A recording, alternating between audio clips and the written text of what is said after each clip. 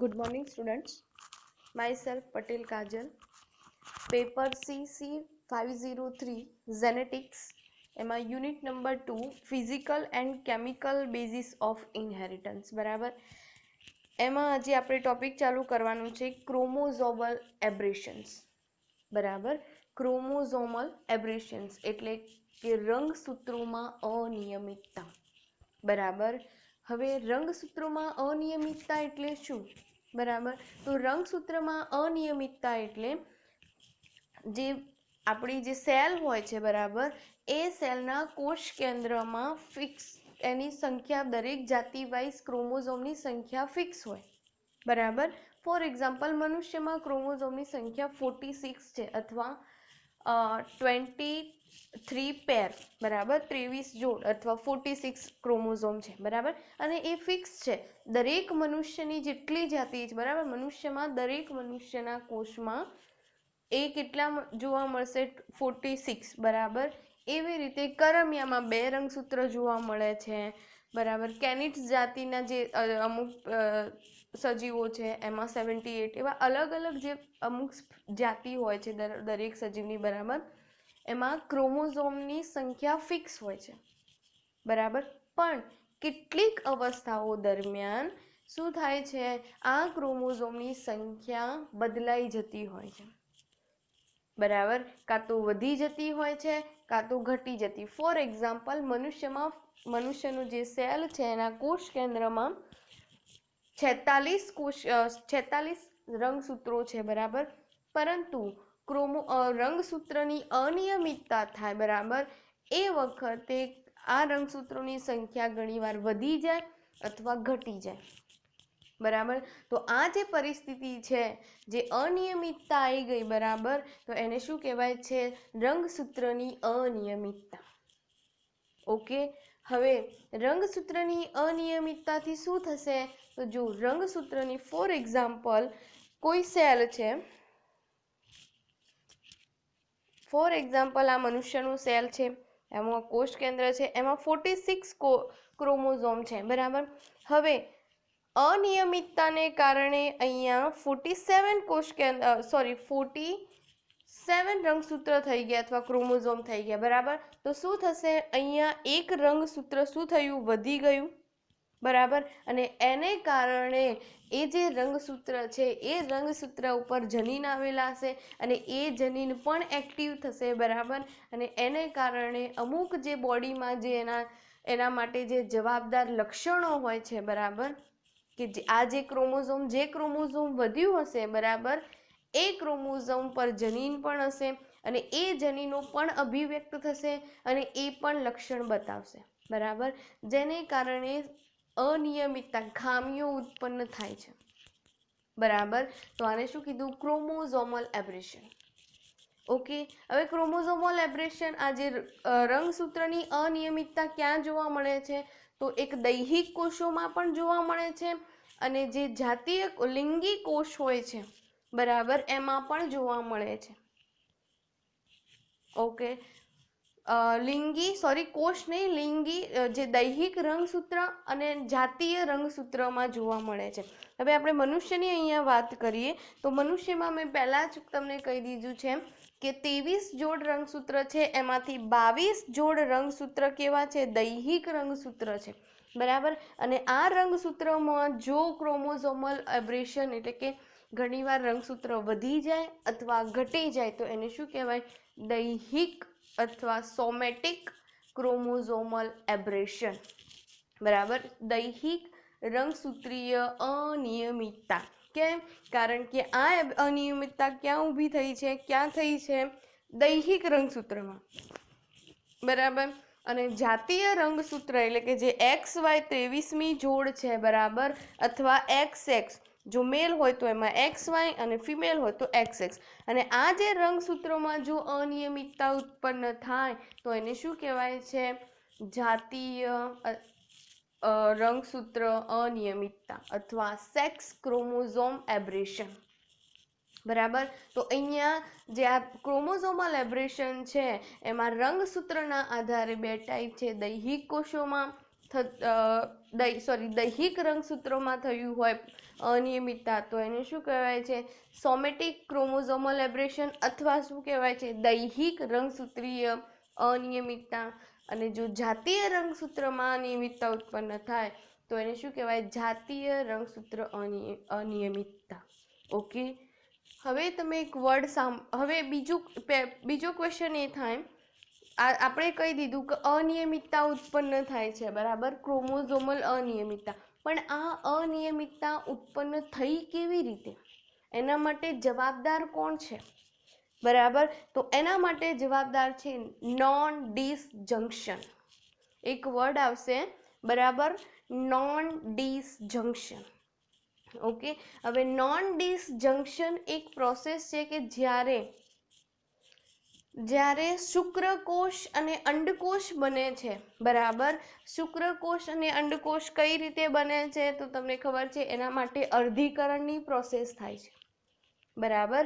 શુક્રપિંડમાંથી શુક્રકોષ બને છે. કઈ રીતે બને છે? અર્ધીકરણની પ્રોસેસથી બને છે.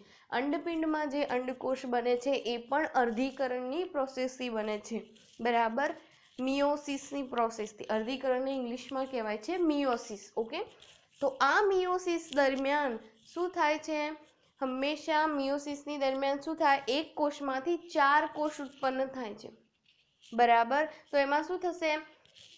અર્ધીકરણમાં જો 46 ક્રોમોઝોમ હોય, બરાબર, અથવા ઓકે, તો એન ફોર એક્ઝામ્પલ ચલો 2n હોય, 2n એટલે બમણા ક્રોમોઝોમ, બરાબર. તો બંને સેલ કેવા મળશે? n. એટલે શું થશે? આ 2 સેલ છે એમાં હાફ વહેંચાઈ જશે જે જેનેટિક મટીરિયલ છે, બરાબર. અને પછી આ સેલ ફરીથી સમવિભાજનની રીતે વિભાજિત થઈ n બનશે. ઓકે, આ શું થયું? અર્ધીકરણને અંતે 4 કોષો મળ્યા. તમને અર્ધીકરણની પ્રોસેસ તો ખબર જ હશે, બરાબર. એમાં 2 તબક્કાએ વિભાજન થાય છે. પહેલું જે વિભાજન થાય છે એ અર્ધીકરણ પ્રકારે વિભાજન થાય છે, અને જે બીજું વિભાજન થાય છે એ સમવિભાજન પ્રકારે વિભાજન થાય છે, બરાબર. હવે અહીંયા તમે જુઓ, અહીંયા જે પહેલું જોયું આપણે, બરાબર, અહીંયા આપણે આ જે પહેલું જોયું કે એમાં n ડિવાઇડેશન થયું, તો એમાં શું થયું? જે ક્રોમોઝોમ હતું, જે જેનેટિક મટીરિયલ હતા, એ હાફ વહેંચાઈ ગયા, બરાબર. અને આ હાફ ક્યારે વહેંચાશે એની પ્રોસેસમાં શું હોય છે ટૂંકમાં હું સમજાવી દઉં. ફોર એક્ઝામ્પલ, આ સેલ કોષ કેન્દ્ર છે, બરાબર. એમાં સમયુગ્મી રંગસૂત્રો હોય છે, બરાબર, જોડમાં, બરાબર. સમયુગ્મી રંગસૂત્રો હોય છે. હવે જ્યારે આ સેલનું અર્ધીકરણ થાય છે, બરાબર, એ વખતે હાફ રંગસૂત્ર વહેંચાશે. એટલે એકમાં 1 જશે, એ બીજામાં 1 જશે, બરાબર. એનો મતલબ એ કે આ જે ક્રોમોઝોમ જોડીમાં છે એનું શું થયું? સેપરેશન, બરાબર. એ બંને છૂટા થયા અને બંને એક અલગ સેલમાં એન્ટર થયા, બરાબર. એટલે શું થાય છે કે જે જોડીમાં સમયુગ્મી સ્થિતિમાં રહેલા હોય બધા ક્રોમોઝોમ, બરાબર, તો એની બંને જોડીઓ સેપરેટ થશે, બરાબર, અને બંને સેલમાં એન્ટર થશે. તો અહીંયા એક એન્ટર થયું ક્રોમોઝોમ, અહીંયા બીજું ક્રોમોઝોમ એન્ટર થયું, અને શું થયું? આ સેલ શું બને? n. આ શું હતું? 2n, બરાબર. ખબર પડી? આ 2n હતું, એમાંથી n બની ગયું. એનો મતલબ એ કે જે ક્રોમોઝોમ હતા એનું સેપરેશન થયું અને સરખા ભાગમાં બંને સેલમાં એન્ટર થયા, બરાબર. પણ જ્યારે રંગસૂત્રીય અનિયમિતતા ઉત્પન્ન થાય છે એ વખતે શું થાય છે કે જ્યારે મિયોસિસમાં આ એકમાંથી અર્ધીકરણ પ્રકારે 2 સેલ બને છે, બરાબર, એ વખતે જે આ ક્રોમોઝોમનું સેપરેશન થવું જોઈએ, બરાબર, એ વખતે એનું સેપરેશન સરખું થતું નથી, એની વહેંચણી સરખી થતી નથી. ફોર એક્ઝામ્પલ, બરાબર, આપણા જે 46 ક્રોમોઝોમ છે તો એમાંથી બનતા હોય તો એમાં એકમાં 23 જાય, બીજામાં 23 જાય, બરાબર. તો આ અર્ધીકરણ પ્રમાણે વિભાજિત થયું ક્રોમોઝોમનું, બરાબર. પણ જો અનિયમિતતા ઉત્પન્ન થાય રંગસૂત્રમાં, બરાબર, તો શું થશે? એકમાં 24 જશે, એકમાં 22 જશે, એટલે શું થયું, અહીંયા સેપરેશન થયું નથી સરખું. એનો મતલબ એ કે એક જોડ કોઈ રંગસૂત્રની હશે, બરાબર, એ બંને એકબીજાથી છૂટા પડ્યા નથી, પરંતુ બંને એ કોઈ એક જ સેલમાં એન્ટર થઈ ગયા છે, બરાબર. હવે તમે અહીંયા જોઈ શકો છો તો આ જે સેલ છે એમાં એક ક્રોમોઝોમ શું છે વધારે, આ સેલ છે એમાં એક ક્રોમોઝોમ શું છે ઓછું, તો એનું શું કહેવાય, ક્રોમોઝોમલ એબ્રેશન. એમાં સંખ્યાકીય શું આવ્યો, ફેરફાર આવ્યો ને, આમાં 24 થઈ ગયા, આમાં 22. હકીકતમાં થવા કેટલા જોઈએ નોર્મલ કન્ડિશનમાં 23, પણ અહીંયા થઈ કેટલા ગયા, એકમાં 24 થયા, એકમાં 22 થયા, બરાબર. તો આને શું કહેવાય છે, આ જે પ્રોસેસ થઈ કે જે સેપરેશન થયું નહીં ક્રોમોઝોમનું અને આખું સેપરેશન થયા વગર જ કોઈ એકમાં એન્ટર થઈ ગયું, તો આ ઘટનાને શું કહેવાય છે, નોન ડિસજંક્શન પ્રોસેસ, બરાબર. તો તમને કોઈ ક્વેશ્ચન પૂછે કે જે રંગસૂત્રીય અનિયમિતતા ઉત્પન્ન થાય છે, બરાબર, એ કઈ પ્રોસેસથી ઉત્પન્ન થાય છે, તો નોન ડિસજંક્શનની પ્રોસેસથી રંગસૂત્રીય અનિયમિતતા ઉત્પન્ન થાય છે, બરાબર. નોન ડિસજંક્શનને ટૂંકમાં કેવું હોય તો જે મિયોસિસની દરમિયાન, મિયોસિસ પ્રોસેસની દરમિયાન, બરાબર, મિયોસિસ એટલે અર્ધીકરણ દરમિયાન જ્યારે ક્રોમોઝોમનું સેપરેશન થતું હોય છે એ વખતે ક્રોમોઝોમનું સેપરેશન સરખું થતું નથી, બરાબર.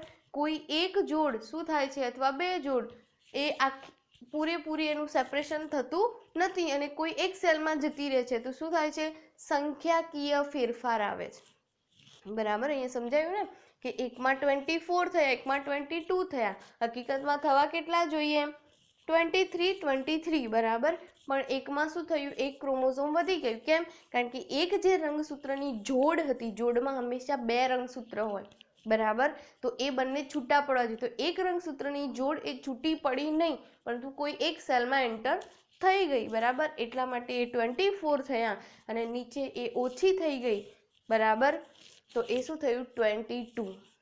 ઓકે, તો આને શું કહેવાય, નોન ડિસજંક્શનની પ્રોસેસથી શું ઉત્પન્ન થાય છે, રંગસૂત્રીય અનિયમિતતા.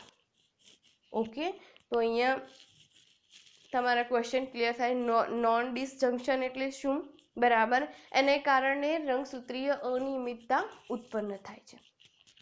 ઓકે, હવે તમે ઘણીવાર વર્ડ સાંભળ્યો છે એન્યુપ્લોઇડી, બરાબર, અને યુપ્લોઇડી. પહેલો વર્ડ છે એન્યુપ્લોઇડી અને યુપ્લોઇડી, બરાબર. હવે યુપ્લોઇડી એટલે શું, તો યુપ્લોઇડી એટલે આપણું જે સેલ છે, કોઈ બી સેલ, બરાબર, એના કોષ કેન્દ્રમાં ચોક્કસ રંગસૂત્રની સંખ્યા કમ્પ્લીટ હોય એવા સેલને શું કહેવાય, યુપ્લોઇડી સેલ. ફોર એક્ઝામ્પલ આપણે મનુષ્યનો સેલ લઈ લઈએ, બરાબર, તો એમાં 46 ક્રોમોઝોમ હોય, બરાબર, અને જેમાં હવે ફોર એક્ઝામ્પલ કોઈ મનુષ્યને અનિયમિતતા છે નહીં, જે આપણે અત્યારે નોર્મલ કન્ડિશનમાં છીએ એ લોકો, બરાબર, કે દરેકના કોષમાં કેટલા કોષ કેન્દ્રો હશે, કોષ કેન્દ્રમાં કેટલા રંગસૂત્ર હશે, 46, બરાબર. તો આ જે 46 ક્રોમોઝોમ ધરાવે છે તો એ શું થયું, કમ્પ્લીટ છે, બરાબર, કેમ કે મનુષ્યમાં હંમેશા 46 ક્રોમોઝોમ છે, તો આ શું છે, કમ્પ્લીટ, જેટલા જોઈએ છે એટલા જ છે, ના કોઈ વધારે છે ના કોઈ ઓછું છે, બરાબર, નોર્મલ છે, તો આને શું કીધું, યુપ્લોઇડી સેલ, બરાબર. એન્યુપ્લોઇડીની વાત કરીએ તો એન્યુપ્લોઇડીમાં શું હોય, અનિયમિતતા, યુપ્લોઇડીનો વિરોધી. યુપ્લોઇડીમાં શું કીધું કે નોર્મલ સેલ, તો એન્યુપ્લોઇડીમાં એબનોર્મલ. પણ કઈ રીતે, આ જે એનું કોષ કેન્દ્ર હોય છે એમાં જેટલા રંગસૂત્રો હોવા જોઈએ એનાથી કાં તો વધારે હોય કાં તો ઓછું હોય, બરાબર. મનુષ્યમાં 46 ક્રોમોઝોમ હોય એની જગ્યાએ જો 47 હોય અથવા 45 હોય તો આ સેલને શું કહેવાય, એન્યુપ્લોઇડી સેલ, બરાબર. અહીંયા બે વર્ડની આપણે વાત કરી, યુપ્લોઇડી અને એન્યુપ્લોઇડી, બરાબર. ઘણીવાર આ વર્ડ્સ આવી શકે છે તો તમને મિનિંગ ખબર હોવી જોઈએ. યુપ્લોઇડી મતલબ નોર્મલ સેલ કે જેટલી નિશ્ચિત સંખ્યામાં જેટલા ક્રોમોઝોમ હોવા જોઈએ એટલા હાજર જ હોય તો એવા સેલને યુપ્લોઇડી સેલ કહેવાય. અને જો જેટલા નિશ્ચિત સંખ્યામાં જેટલા ક્રોમોઝોમ હોય એના કરતી વધારે હોય અથવા ઓછા હોય તો એવા સેલને શું કહેવાય? એન્યુપ્લોઇડી. બરાબર. હવે બીજો વર્ડ છે, તમે પ્લોઇડી સાંભળ્યું હોય ને હેપ્લોઇડી. બરાબર. પ્લોઇડી અને હેપ્લોઇડી. તો પ્લોઇડી એટલે ચેન્જ ઇન ક્રોમોઝોમ નંબર. બરાબર.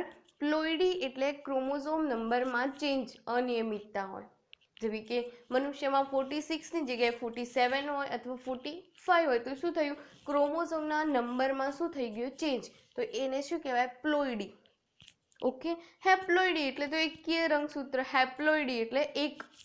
બરાબર, એકકીય રંગસૂત્ર. ઓકે. હવે પ્લોઇડી છે, પ્લોઇડીનો મિનિંગ શું થાય છે? રંગસૂત્રની સંખ્યામાં ફેરફાર. બરાબર. પ્લોઇડીના પણ બે પાર્ટ છે. ઓકે.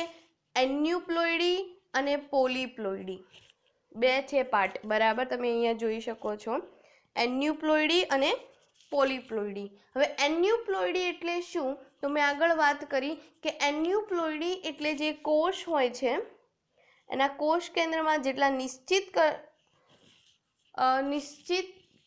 જે ક્રોમોઝોમ જોવા મળે છે એનાથી વધારે હોય અથવા ઓછા હોય તો એ ઘટનાને એન્યુપ્લોઇડી કહેવાય. બરાબર.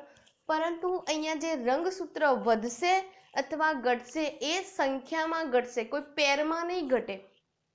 બરાબર. ધારો કે અહીંયા 47 થયું તો અહીંયા કેટલું વધ્યું? ફક્ત એક જ વધ્યું.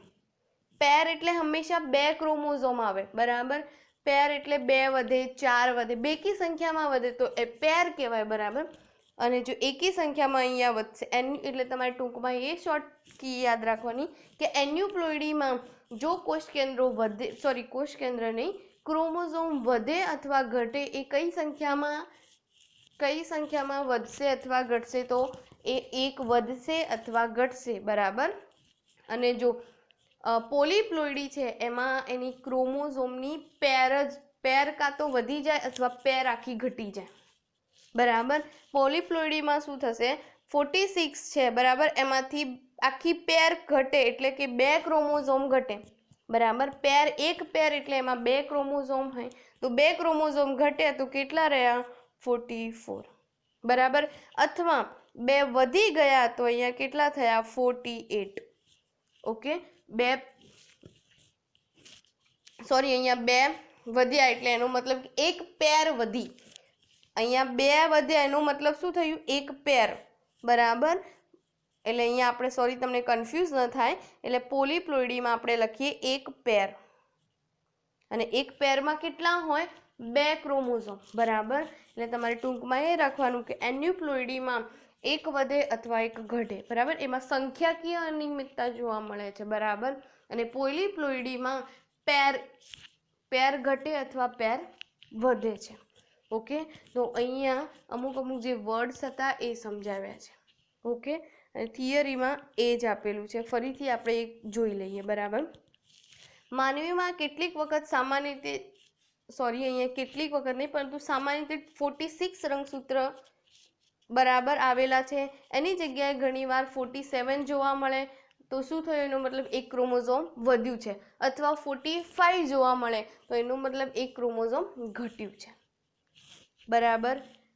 હવે હું એક કહી દઉં, જ્યારે એન્યુપ્લોઇડીનું મેં વાત કરી કે એમાં એક ક્રોમોઝોમ વધે અથવા એક ક્રોમોઝોમ ઘટી જાય છે, સંખ્યાકીય અનિયમિતતા. પોલીપ્લોઇડીમાં પણ એવું થાય, એક ક્રોમોઝોમ વધે અથવા એક ક્રોમોઝોમ ઘટી જાય.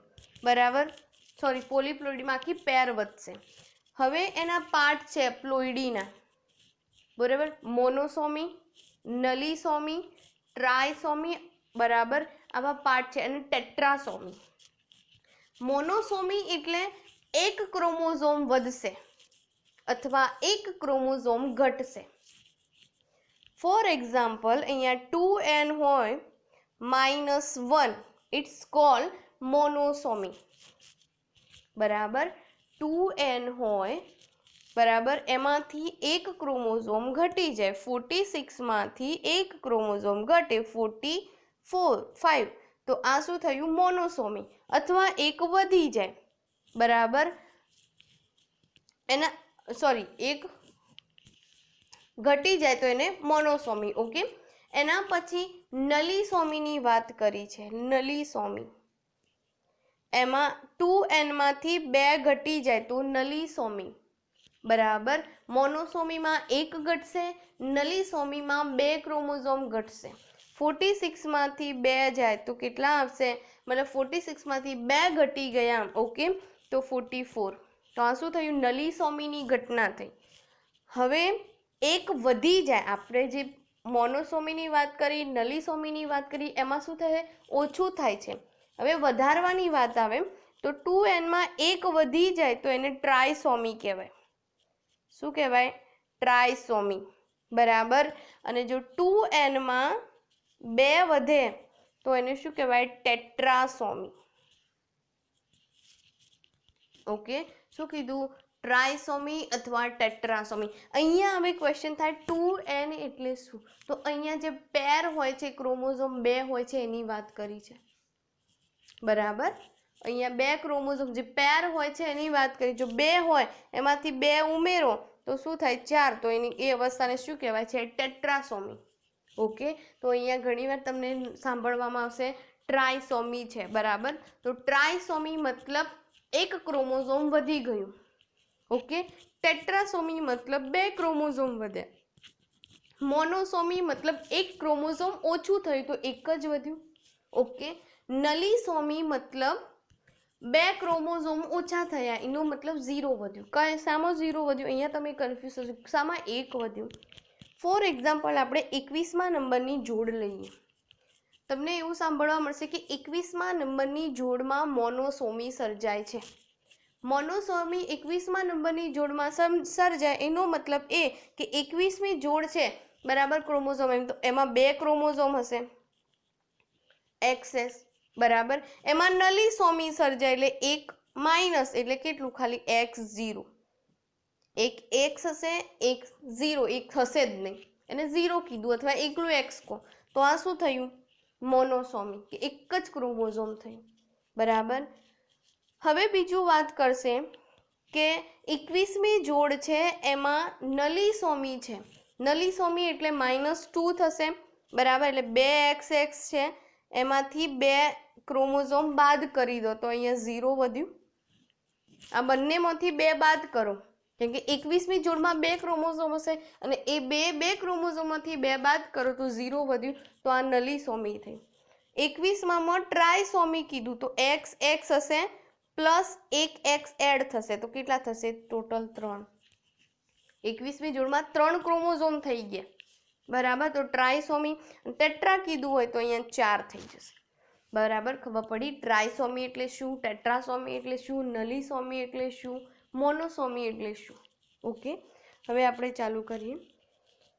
માનવીમાં કેટલીક વખત સામાન્ય રીતે 46 રંગસૂત્રને સ્થાને 47 એટલે કે 2n+1, બરાબર, અથવા 45 એટલે કે 2n-1, એટલે પહેલામાં જે 47 કીધું એ ટ્રાયસોમી છે અને જે 45 કીધું એ મોનોસોમી છે, બરાબર. રંગસૂત્રો જોવા મળે છે, જે રંગસૂત્રની અનિયમિતતા તરીકે ઓળખવામાં આવે છે. અને આવી અનિયમિતતાને કારણે શરીરના વિવિધ અંગતંત્રો સાથે સંકળાયેલ છે, બરાબર. અંગતંત્રો વિવિધ, જે આ અનિયમિતતા છે ક્રોમોઝોમની એ વિવિધ અંગતંત્રો સાથે સંકળાયેલ છે. તમે આગળ જે અમુક જે સિન્ડ્રોમ આવેલા છે, જે રોગ આવેલા છે, બરાબર, એ રોગ વિશે ભણશો તો ખબર પડશે કે જો 21મી ટ્રાયસોમી થઈ હોય તો એના પ્રજનન તંત્ર પર અસર કરે છે, બરાબર. હાર્ટ પર ઘણીવાર અસર કરશે, તો અલગ અલગ અંગતંત્ર પર એની અસર જોવા મળે છે, બરાબર. શરીરના વિવિધ અંગતંત્રો સાથે સંકળાયેલા વધુ કે ઓછા વિકસિત રચનાકીય કે કાર્યાત્મક ખામીવાળા ઘણા લક્ષણો એકસાથે એક જ વ્યક્તિમાં જોવા મળે છે અને આવી સ્થિતિને શું કહેવાય છે, સિન્ડ્રોમ, બરાબર.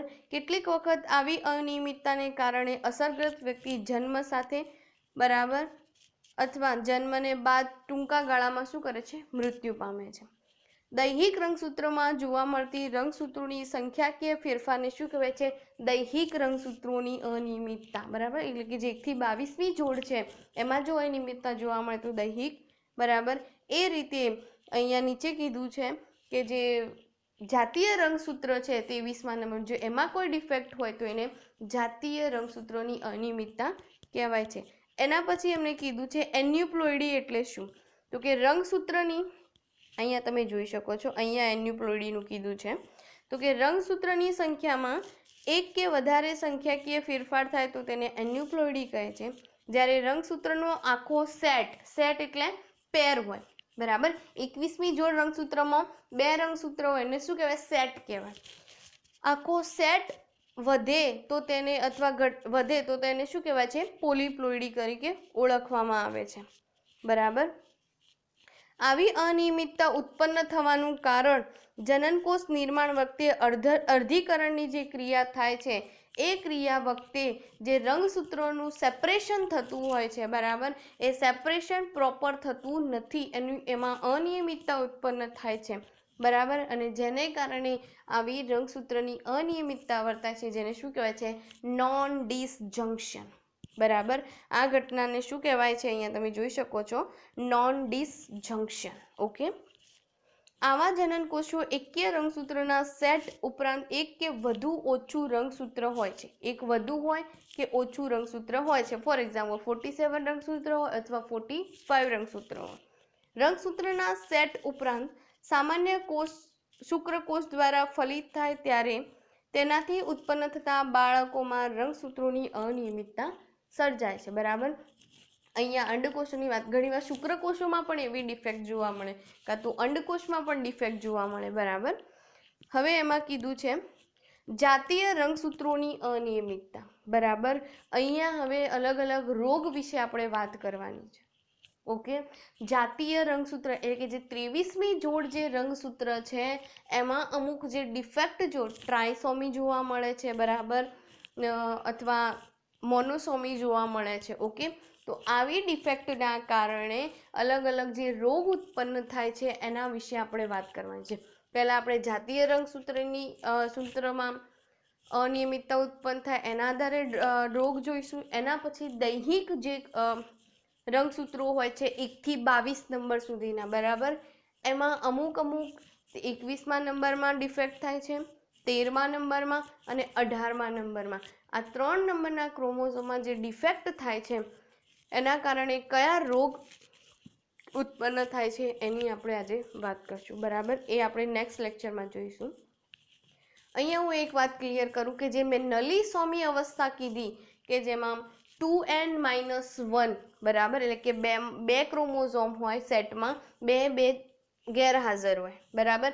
તો એ નલીસોમી અવસ્થામાં ક્યારે માણસ જીવિત રહેતું નથી, બરાબર. એટલે સામાન્ય કોઈ બી મનુષ્યમાં એ ડિફેક્ટ જોવા મળશે નહીં. કેમ? કારણ કે એ પ્રાણી હોય છે એ જીવિત રહેતું નથી, બરાબર. Okay, thank you.